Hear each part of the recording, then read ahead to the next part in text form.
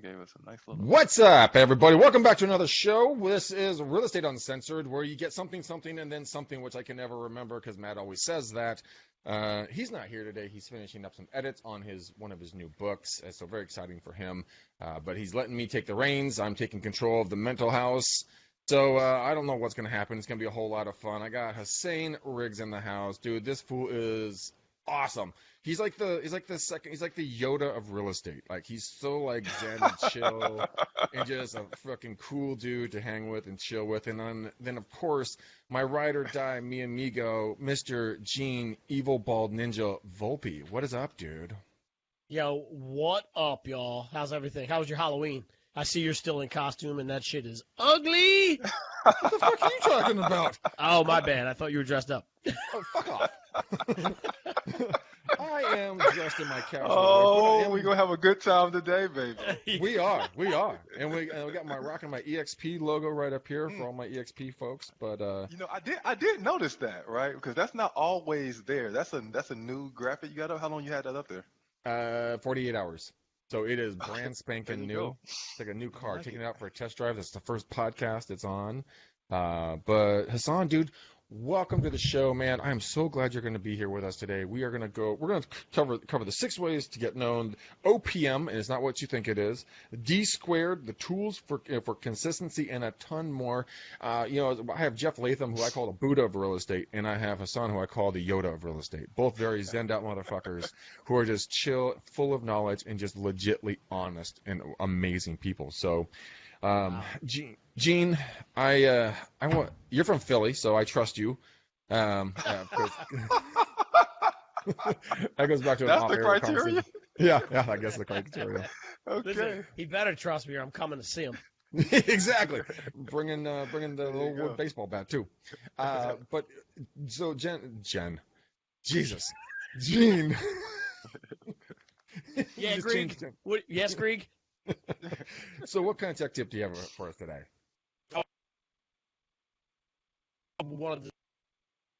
You're glitching out on me. You there? Gene. The federal government's coming for us, Hassan. Hey, Gene, you there? The FBI. Gene, sir. Ain't got nothing. I hear you. There you are, there you Jesus. You're back. Okay, you're back. What you got for us today? My office line was ringing on my PC. I wonder if that knocked me off. It had to have. All right, so what do we got? Tech tip. What do we got? So what I was saying there was I was going to hold it off until we talked about some of the stuff you were going to get into, because I think it aligns nicely with some of the topics, but we can get back into it. You ever hear of Gen M? No. GenM.co, because you were talking about earlier in pre-show, we were talking about, what is it, OPM? Why don't you give the people a tease? Other people's manpower. Son?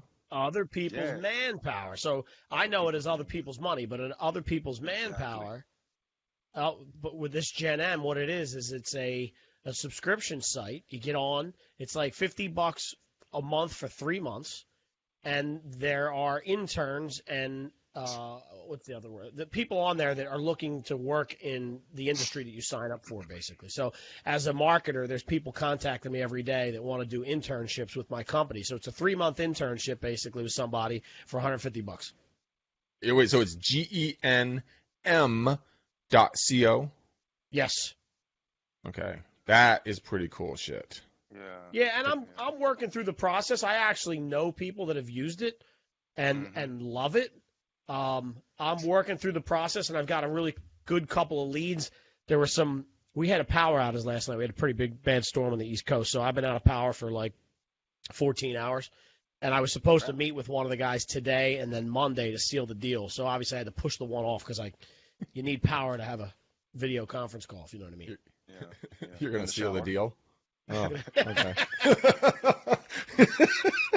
If you're not watching the video, go back and watch the video so you can see Greg's shit grin. Just waiting. Like Beavis, seal the deal.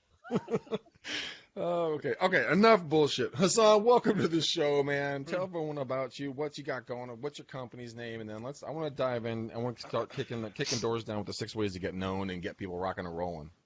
Yeah, let's do it, man. So my name is Hassan Riggs. I'm the founder, CEO at Smart Alto. Super excited to be here, man. Just have a good time, you know, and just have a good time. I love sharing this with folks. So a couple personal things. I'm originally from Birmingham, Alabama. That's where I am today, and I wore this on purpose. So roll tide, because we're in the middle of college football season. So yeah, I'm a former inside sales agent. So I personally set over 10,000 real estate appointments for the top agents in a brokerage. I'm a current contributor for Forbes, so I write about real estate trends, real estate marketing, and also how to set appointments through text message. And I say that not to impress you, but just to impress upon you that what we do at Smart Alto, we're experts at it. So we don't do a bunch of things, but we set appointments for real estate teams, agents, and brokers, and we do it at a rate of about 25%. And so we're really good at that. And we kind of focused down, found our sweet spot in the space. I'm also speaking at NAR in a couple of days. So if you're going to the National Association of Realtors Conference, November 8th through 11th in San Francisco, California, then come on out to my session. Is on that isn't that Saturday the 9th? Saturday, yeah. That the 9th. So come on out to my session Saturday the 9th, because I would love to just meet you in person and we could chat and about real estate marketing, conversion, making money in the space. So a little bit about me, man. Excited to be here. I love it. Hassan, I've seen you do a lot of your lives, and you always come out and you're so zen and just chill. You bring such solid content. You really do, man. You really do come across really like a chill ass fool, and I love that. And so one of the things I really want to dig into is that we were talking about the relationship between speed and trust, and we're kind of diving into that in regards to what takes place there for people to get more deals. And when we were talking off air about it, it really kind of blew my mind, because what you were talking about was so fundamental and so logical that most people just don't see it, because it's smacking you straight in the face every single time, but you just don't know what it is. So let's dive into this. Let's go deep on this, because I really love this conversation. Yeah, cool. So, I mean, I think you're totally right. It is one of those things when you think about it, you're like, oh, that makes so much sense. But oftentimes you don't actually think about it. So one of the things, my wife, her name is Ashley. Love my wife. How you doing, baby? She, Hi, Ash. Smart man. Smart man. just in case she sees this later, I'm thinking about you all the time. So my wife, Ashley, she works for the FBI, and she works in the counterterrorism division. So shout out to everyone in law enforcement, federal, local, state, who work to keep our country safe. People Gene, do a you lot better of be great running. work. So Gene's got to go. Gene, duck and roll, boy. Get out of here. Listen, she's watching this now. I want to say this real quick. I think Hassan's smart, but I also I'm in tune to his game now. He threw all that out to his wife and then he said basically she could kill him and bury the body and nobody would know. You see what he did there? Nobody would know, man. It's like walking around with protective armor. All you got to do is say, "My wife works for the FBI." That's great. That's great. That's awesome. That's fucking hilarious.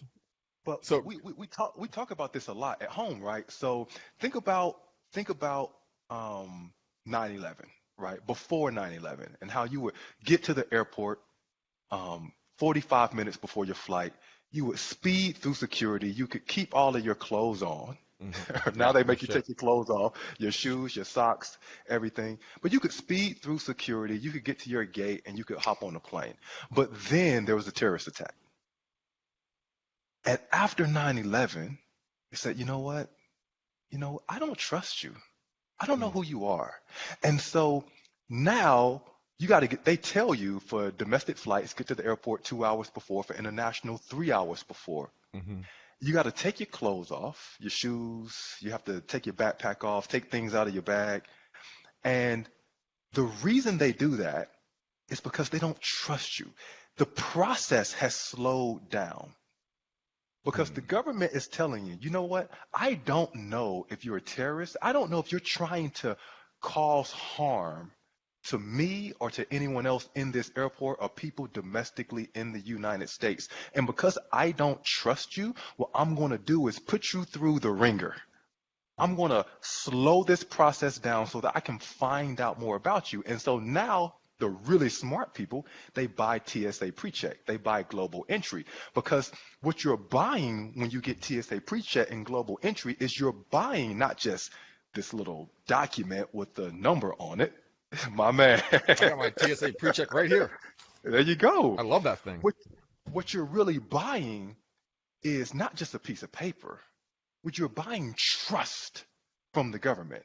You're saying, hey, government official, hey, you can trust me. Here's my name, my social security number, where I work. You can put me through an interview process. I'm not a terrorist.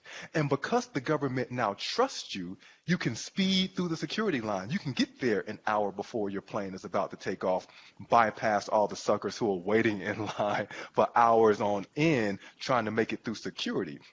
So what does this have to do about real estate? If you've been working with a client, a seller, trying to convince them to sell their home, you have all the data to tell them what their home is likely to sell for, but they still are not on your side.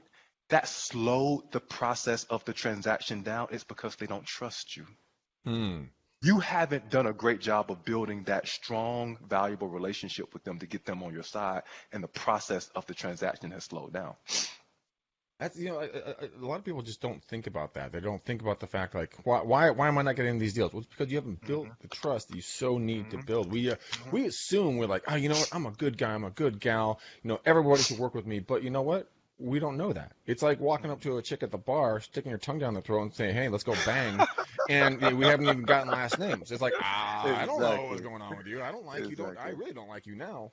But I mean, it's just we don't allow that process to take place, and we want the instant gratification. We want it done yesterday, and we tell ourselves sometimes fallacies that we are this great human being, that we are this great agent. When in reality, you're just not there yet, and you have to build that skill set. And you've got to put time and energy into developing that so that people will start seeing you. Like a number of years ago. This is very egotistical, so yes, you guys can beat me up in the comments. That's fine. I was calling around to these different TV stations, and then I think back on this, I'm like, what a fucking retard. I was calling around these different TV stations going, hey, you should get me on your TV shows. and these people, producers, are looking at me going like, who the hell are you? Who the hell are you? what are you doing? And I got so butthurt about it. I'm like, why does nobody like me? And I had the realization, like you were talking about, is the fact that I had to go out and become something that people would come to me to ask for things versus me begging at their feet, right? Yeah. And a lot of agents, what I see them doing is they're begging at sellers and buyers' feet, please let me work with you. If you haven't built that rapport, that name for yourself of like, dude, that's the guy or gal to go see when it comes to real estate or to whatever profession you're in. So I love that. I love that you talked about that specific thing because most people don't understand how relationships are built. So a couple things.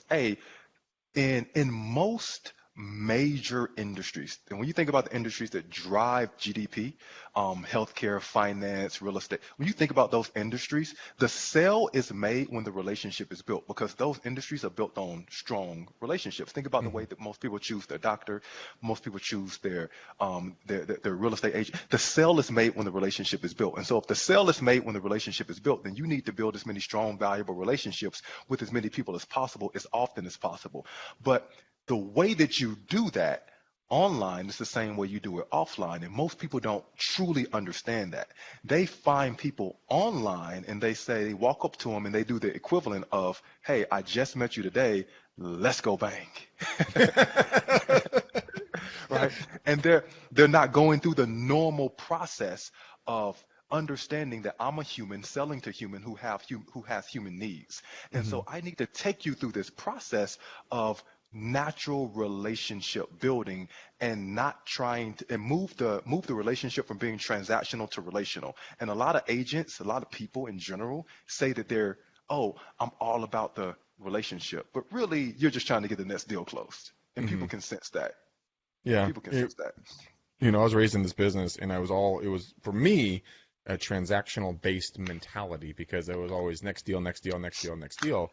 My father, the Grand Master, T. Diddy, me Papa, he was always about like client parties, dropping off C's candy on Christmas, which I abhor doing, but I see the tremendous value in doing it because it wasn't just like getting one deal and then moving on. It was getting one deal, building that lifetime relationship with these people because, in his mindset and what I've learned is the fact that, hey, man, you know what? Everybody likes me. They just don't know me yet, and I'm here to help you. I'm a doctor. You're sick. I got the remedy to cure you, Sure. but you got to get to know me before I can put a needle in your arm, right? Yeah, for sure.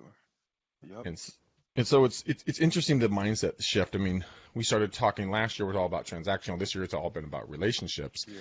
And so talk to me a little bit about your company and kind of what you guys do and how you help people build those relationships. Yeah. So a couple of things. Think about the people you have the best relationship with in your life, right? So it's not just people who you want to go have a beer with or who you have fun around, but it's people you actually learn from, right? Mm. And so a big part of building relationships with people, strong, valuable relationships, is trying to build authority. And so teachers, doctors, attorneys, your parents, those people who've taught you something, even your closest friends, are people who, whether you know it or not, you actually learn something from. And so when you go about trying to raise your personal and professional profile, one of the best things that you can do to get people to come to you is teach them something. And so there is a relationship then between teaching and trust and speed. Because when I position myself to teach you something that you don't know, fully appreciate, and that is valuable to you, your perception of me has fundamentally changed. Your relationship with me is now stronger. You trust me more. And if you want to get more deals done, then make the transaction easier to do. And you make the transaction easier to do by allowing people to trust you, by removing the friction. A lot of the business that we get at Smart Alto at my company comes from people who've read one of my articles, seen one of my videos, heard someone else say something about me that's positive, and then they come to Smart Alto, and whether or not they meet me or not, they meet someone at our team, and they'll come back and say, man, I watched this video about Hassan, I learned A, B, C, or D, and now, man, I want to do business with Smart Alto. That is so powerful. So If you guys don't see me, what I'm doing is I'm not looking at the screen right now because I'm busy taking notes. I love it's so incredibly simple, but people just don't do it because they don't teach someone something to build trust. I've never really thought about it that way, but that's 100% true. The interesting thing about it is that so far in life, so many people think just sell, and you'll get the lead. But if you take the time to actually be a student of this industry, go to, tap into what Hassan's doing, kind of learn from him, follow Gene, watch this podcast and some other ones, read articles, go to, Inman News, go to NAR, do all these different things, and you gain more information. Go to realtytimes.com, read one article a day, go to Inman, read one article a day, then be able to regurgitate that information out consistently. You'll be known as that guy or that gal, right? Hassan, that's what you're saying, right? For sure. You have to continually be a learner in life in general, and you have to, like, people have human needs, right? Mm-hmm. So I don't want to get too much off of a tangent, but there's 6 human needs that people have. This is not like something that you just want, but it's something that you actually need to live a fulfilled life. Certainty, uncertainty, love and connection, significance, growth and contribution. So I'm gonna hit on those last 2 things, growth and contribution. People need to feel like they're growing. And all the relationships that you have around you, if those relationships are not growing and they're stagnating, you're gonna feel as if this isn't really good. No one wants to be in the same place year after year after year. So Greg, when we got on the phone today, what did I ask you? I said, hey man, what's going on? What's new? I didn't ask you what's the same as it was last time. Actually, what's new?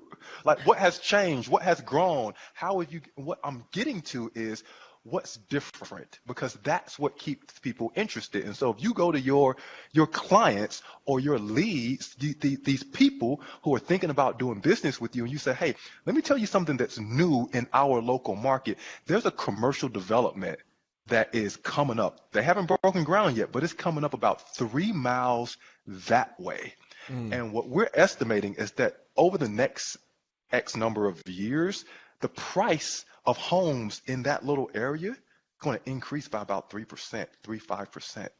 So if you're looking to buy a house, I know you may want to start looking over there, because you can find a 3-bedroom, 2-bath that fits your criteria over there, the same way you can here, but the value of your home is likely to increase more over there than over here over the next 5-6 years. You see, like, that's value, and it's also showing something that's new. That is really good. Go over those 5 contributions. There's growth, contribution, love, loss, and what?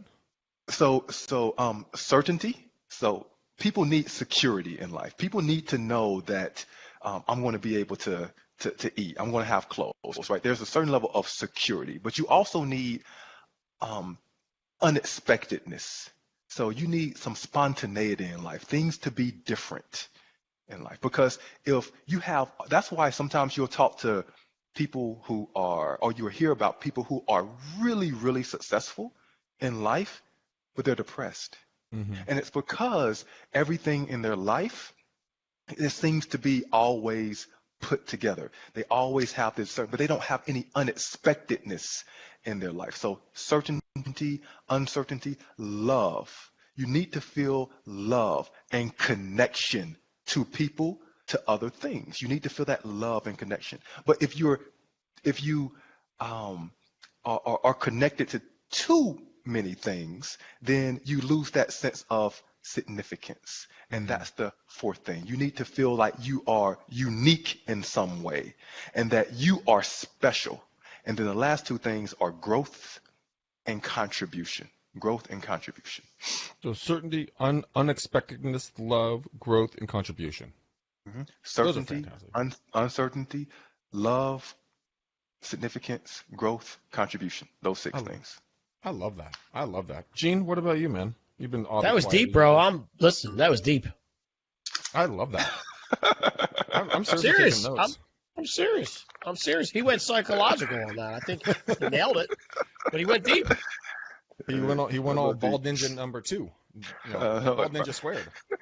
There you go. I love that. And I love how you also talk about what you do, what your company does, is that you guys leverage OPM, right? Yeah. And I want to talk a little bit about OPM and kind of what that is. Everyone's like, "Oh yeah, other people's money." No. Yeah. Talk to us about I got so many jokes for this. But tell me about other people's manpower. What does that mean? How do they do it? Where do they find it? Gene gave a great resource, but I want to hear it from you. For sure. Yeah, that's one of the things. Most people, especially in real estate, when you come up, and I know you talk about you flip homes, right? You've been how long you been doing that? Not that long. Still wait. I'm just getting into it. I've been finding lots of them. So I'll probably have one done the next 30 days, 40 days. Cool. So one of my good friends in the Washington, D.C. area, he owns over $200 million in real estate. He's been buying property since 1999. Yeah, he's 42. He's been buying property for a long time. He does some flips, but he holds a lot of stuff too, obviously. And so in real estate, when you're growing up and you learn from Ron LeGrand or anyone who's teaching real estate flips, they'll tell you OPM. You got to use OPM. Yeah. And what they're referring to is other people's money. In today's day and age, especially the way the economy has shifted, not how the economy will shift, but the way the economy has shifted and the way it's continuing to grow, OPM's taking on a new form. OPM, you got to learn how to use other people's manpower, because that's the new hustle. Because in today's world, and this is going to sound really funny coming from an entrepreneur who runs a technology company, right? And when you think about technology, you think about automating everything. How can I automate this? How can I automate that? How can I automate this? But when everyone is walking around with their cell phones in their hand, we are more connected and more disconnected from people than we've ever been, right? Mm. Yep. Distraction is not a technology problem. Distraction is a human problem. Even 300 years ago, when there were no cell phones, not a bunch of technology around, people still got distracted by things, right?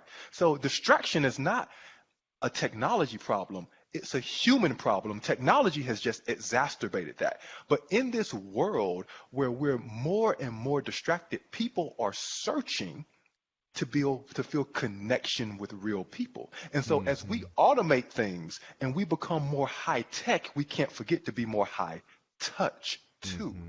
We need to figure out how to be more high touch. And so when you think about how it relates to Smart Alto, if someone is generating 500, 600 new real estate leads a month, or even 50 new real estate leads a month, and they're automating the process, you got to ask yourself, where's the human connection there? Right. And what Smart Alto does is we have real people, not artificial intelligence, not chatbots, but we have real people that allow you to automate your lead conversion process with people, with humans, so that you don't remove the human element from your online and digital marketing. So when you're automating everything and you're becoming more high tech, you can still be high touch. You're going to get greater conversions. You're going to build stronger, deeper relationships with people because the sale is made when the relationship is built, right? And you're going to be able to move people from transactional to relational a lot faster and build trust with people, thereby speeding up the transactions and the number of deals you close. So, Gene, I want you to weigh in on this. I mean, this is right in your wheelhouse, man. This is something you speak about all the time. Well, for sure, but forgive my I'm glaring here because I'm actually while he's talking, I'm looking at smartalto.com, and it's like re-engaging, set appointments, qualify, what we do for like all the buzzwords in getting back into space. So like I think we talked about this on a thing before. I agree with everything Hassan said as far as the technology goes. It really is your problem. If you put your phone down, that technology is no longer in the way of your conversation, right? So it's you, not the phone. I think it's just a lot easier to go down that rabbit hole because of all the things we have at our fingertips. You never run out of things to search for. So it's just easy to keep going. Like Facebook, okay, let me look at Instagram, let me look at Twitter. There's just so much interaction that way. But I think you're right. You are, as a human, we're searching for that face-to-face. And I remember, you ever hear of Melaleuca? You know what Melaleuca is? Melaleuca?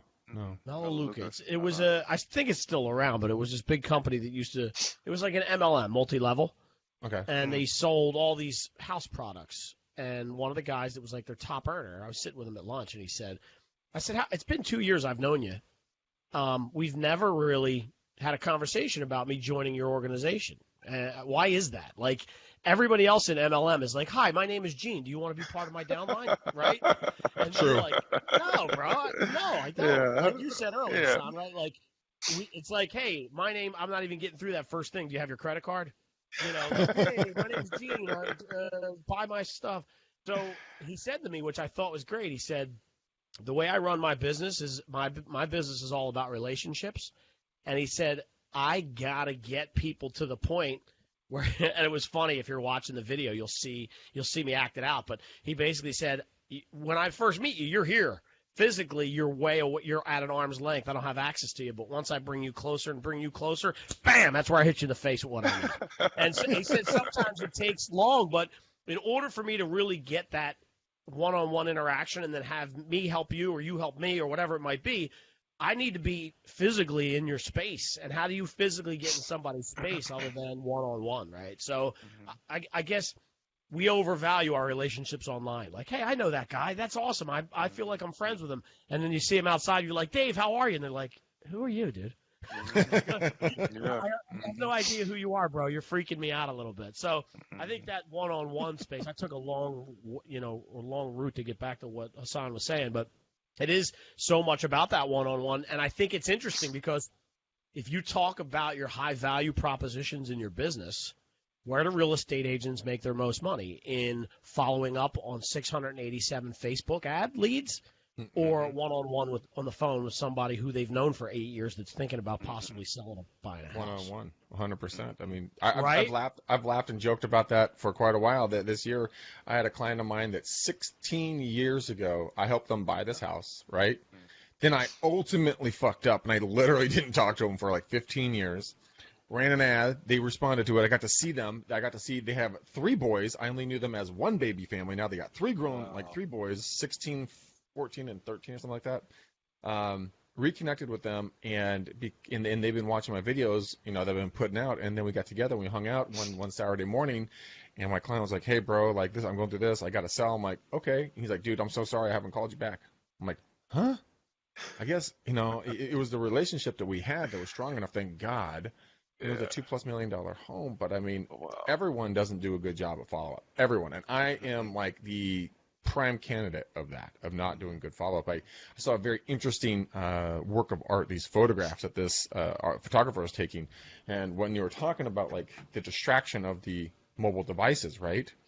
It was like a typical. It's like everyone just was at like a barbecue or a dinner or in a shopping area in line, and it was everyone looking down at their phones, but they just didn't have any phones there, and it shocked me to the fact of like, dude, we are living a very connected life, but at the exact same time, we're so disconnected from the other people around us. We don't look up. We'll probably get hit by a bus without even knowing the bus is around the corner because we're not paying attention. That means we're not paying attention to our relationships, and our relationships are suffering. Then we wonder why Gene didn't call me, or Hassan didn't call me for the listing appointment. Is because I brought no value to them anymore. I was irrelevant in their eyes. But then you're like, what do you mean, that fucker? You mean I sold my house 22 years ago, and he's been getting my once a year Christmas newsletter. Newsletter. He's my best friend. And but in reality, wow. Gene meets Hassan at a barbecue. They're sitting having a Bud Light together. And all of a sudden, Gene brings more value to Hassan than I could ever do. Why? Maybe he referred him someone to go get a job interview with, right? Bam, value add. We just don't do that. So that leads us right into our D squared conversation, which I'm really interested to talk about. So describe what D squared is. So part of kind of what we're talking about is there are all these formulas that I have kind of figured out just through my time running a business, right? Because our job as entrepreneurs, and everyone on this call right now, and everyone's listening, you haven't noticed yet, you're an entrepreneur. Right? And so your job, one of your primary jobs as an entrepreneur, is understanding how to deploy your resources. You got a lot of resources: time, money, energy, right? People, right? You got all. How do you deploy your resources? One of the things that frustrates the heck out of me is when I talk to folks and they don't know their numbers. If you don't know the numbers and the economics behind your business, then you don't know where you currently are, how things are currently working, and therefore you don't have enough information to make decisions about how you should deploy your resources. What should you focus your time on? What should you focus your energy on? What should you invest in, pull back on? Because if you don't know those things, then you don't really have a business, you got a hobby. Right? And so you got to know your resource. You got to kind of understand your numbers. Now, with that said, we can sit here, we can chat, we can have a lot of fun. It's 2 things that we can give you. We can give you all the tools, the resources, etc. Tell you all about this cool technology, these concepts. We can't give you D squared. We can't give you the desire and the discipline to actually execute. Can't do it. Desire and discipline. I love that. Desire and discipline. You cannot hire those away. You cannot pay someone to build you desire or build you discipline. Now, you can get disciplined. You can gain desire. What, like this little thing, that little writing right there, that looks better on camera. It's a little note from my girlfriend. Basically, she and I always joke around because we were watching. I'm not going to tell you the TV show we're watching because I'd be mortified that I would ever admit that I would watch Real the Housewives. show. Real Housewives. It's almost that bad. It really is. Downton Abbey. No, I can't get into that shit. But it's in that genre of live, drama-filled shows. Bachelorette. No. I'm gonna keep guessing until you tell us. Bachelorette. It's in Name that. another reality show. Oh no! If you guys guess it, I'll totally tell you. Okay. But Okay. she wrote to me, make enough money so that I, Jackie, can go, part time in her career, and then in air quotes, full time naked housewife. And I'm like, woo! There's motivation, Yeah. baby. That's some Yeah, you're right desire. about that. Naked And housewife. and so, it cracked me up because it was something very small that commanded a large amount of desire. And the naked housewife thing, yes, that's fucking awesome. But the real thing is bringing joy to her so that she can go work part time, right? And Hmm. so my engine's fired immediately, and I'm like, okay, what do I need to do? I started putting my numbers down, allocating resources, hired a VA. I did Yeah. shit in like 24 hours that I hadn't done in like In two, 6 months. 2 years, right? I mean, it's the Hmm. same thing that happened before. Is she made a challenge to me about being able to, we made a wager, and because we were talking about making cornhole bags, right? And she's like, if you can make Yeah, yeah. one cornhole bag, I'll give you X, Y, and Z, right? And I'm like, dude, I woke up the next morning, 4:30 in the morning. I was researching. I found, what kind of material, what kind of stuff to put in it, where to do this. I had 8 of those fuckers made in 6 days. Okay, so the Desire and discipline, baby. desire and discipline, just making sure you have it. And you brought up a really interesting thing here. And then we'll start wrapping this up. Is resources versus resourcefulness. Mm. You said, and we all know, we have every resource known to mankind, but being resourceful is the Hmm. problem. People just, Hmm. I think everyone wants it just done for themselves. Yeah. And that really bothers me. That's why the relationship between speed and trust fails.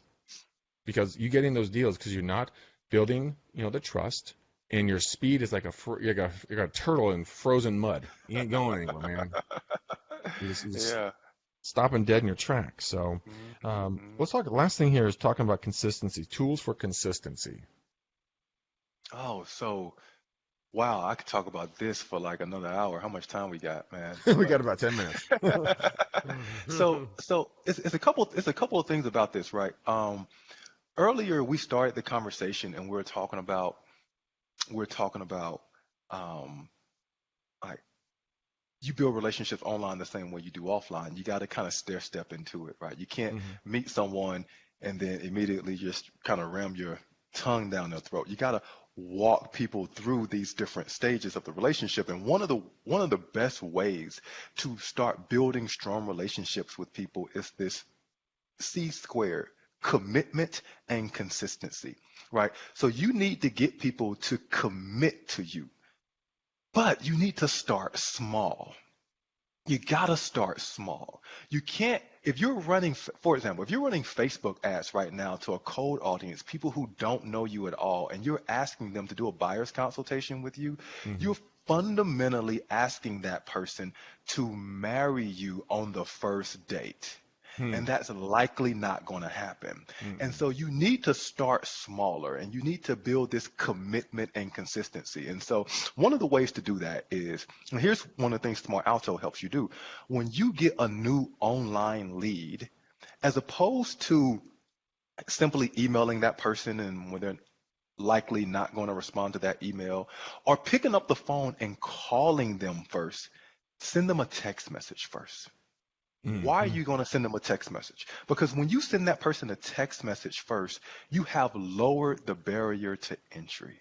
And now, to answer your first question, to start a conversation with you, to get them to commit to you in some small way, all they have to do is just text. And what are they doing anyway? On their phone. Texting. They're texting anyway, right? And so now you've gotten that person to take a small step towards you. And a magical thing happens when you get someone to commit to you. As humans, me, you, Gene, everyone's watching this, we want to be known as logical, as rational, as consistent people, as people who make decisions based upon data, as people who keep their commitments. We don't want to be known as folks who are inconsistent, Hmm. scatterbrained, kind of all Gene. over the place, right? We don't want to be known as No. that. We want to be known as like reliable people you can depend on. And so when people commit to you, even if it's in some small way, a portion of their identity is built around that. I've made a commitment. I should keep that commitment. Someone books a 15-minute phone appointment with you.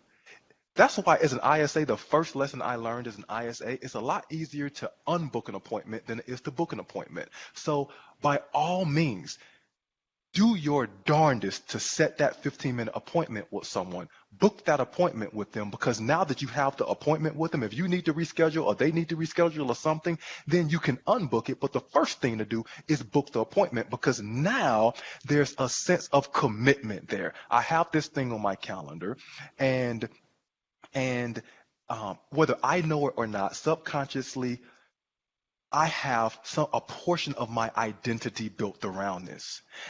I want to be known as a consistent person, a reliable person, a person who stands up for things they believe in, and that's where that comes into play. So when a new lead comes in, text message that person, start a conversation with them, and get them to that 15-minute phone appointment, as opposed to having a really high barrier, picking up the phone, calling them and saying, hey, you mind if I come over and sleep with you tonight? Because that's the equivalent.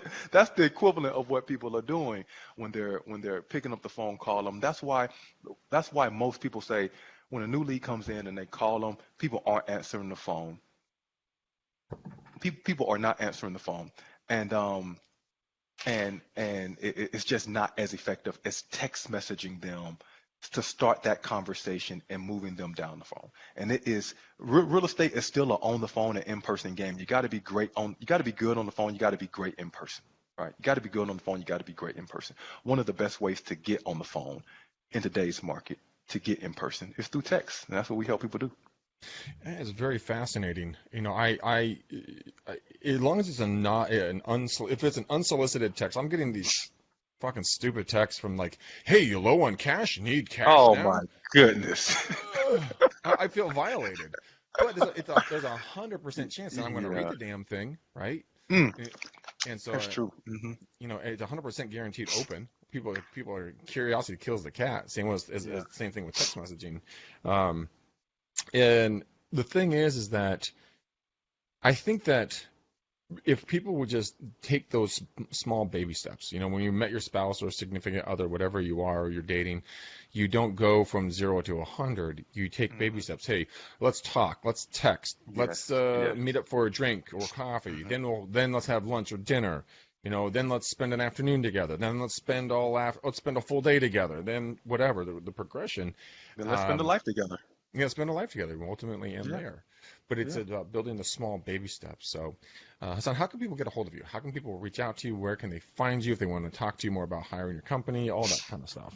Yeah, so one of the easiest ways, obviously, you can go to smartalto.com and request to set an appointment to talk to someone on my team. But honestly, you know, if you're watching this, you're listening to this, and you want to kind of reach out to me, you could send me an email. Hassan, Hassan, at smartalto.com, Hassan at smartalto.com. And I would love to chat with you and just kind of hang out and chat and talk. So, I like it. And if you're going to NAR, come by my session. I don't want to be the only one in my session. I highly doubt you're going to be the only one in your session. I highly doubt it. Gene, where can they get a hold of you?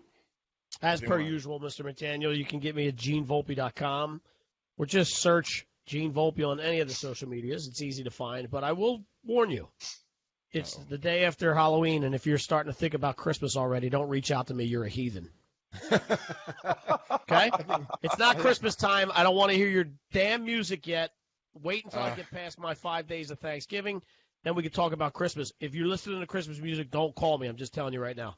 You want to know something sad? I was actually humming a Christmas song in my head earlier this morning. I don't know where it came from.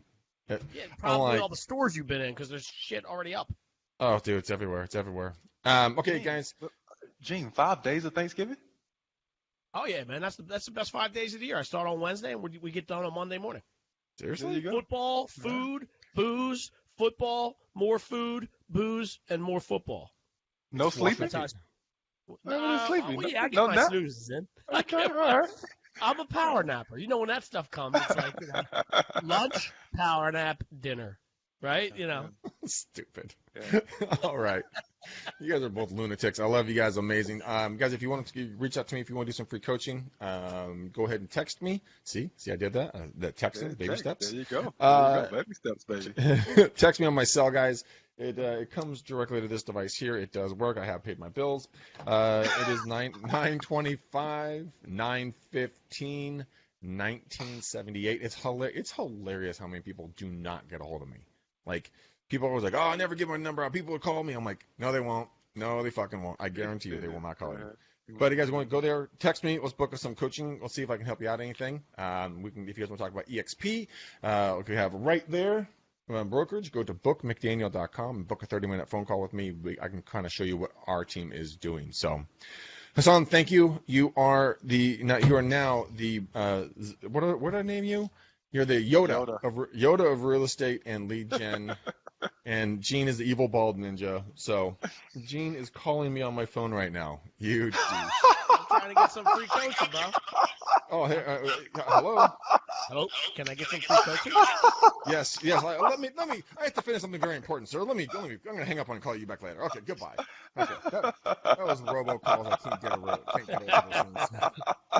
All right, guys. I love you to pieces. We're going to put a nice gray bow on this. So thanks for watching. Thanks for listening. Thanks for hanging, guys. Reach out to Hassan. Reach out to Gene. Reach out to me if we can do anything for you. I love you to pieces. Until next time, peace out, ninjas. We're gone.